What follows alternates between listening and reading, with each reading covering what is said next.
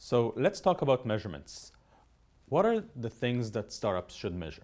Such an important question. It's actually the first conversation we have with startups when they get into Y Combinator. The first time we sit down with them, we say, what's your metric? Because Y Combinator runs for 3 months. They get in, it's really 4 months from the time they get in, 5 months from the time they get in, but they have demo day at the end of that when they get up in front of a room full of very intelligent people and they show their progress. And the more progress they can show, honestly, the better that demo goes and the better their follow-up conversations go. So you have to figure it out, and it's different for every company. Now, there are variations on themes, right? There are basic themes that everyone looks at. If you're a company that should be generating revenue, your metric is probably revenue. If you're a social product, it's probably users or some function of engagement.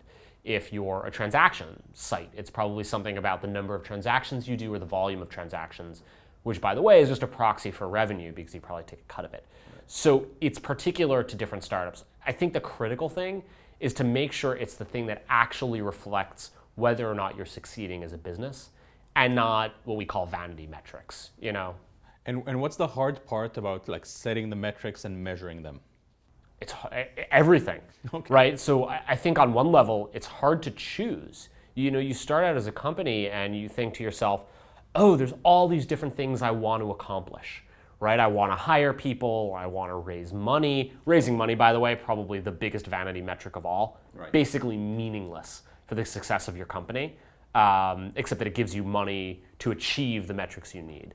So you think that, you want a lot of people, you want a lot of press, you want all these things, and they all feel good, but they don't necessarily matter to your business. Right. So that's the first part. Ignoring all that vanity is hard.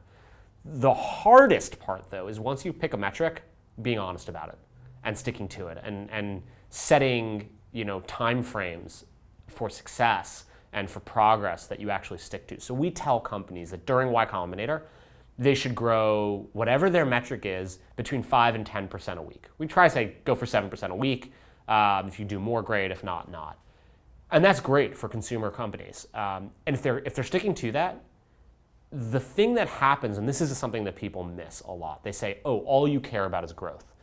But growth isn't a one-dimensional thing, right? Growth is a function of the fact that you've done everything else properly. Right. You built a product that people want, you got it into their hands, you supported it, it continues to be something that they want to use. That's what leads to growth.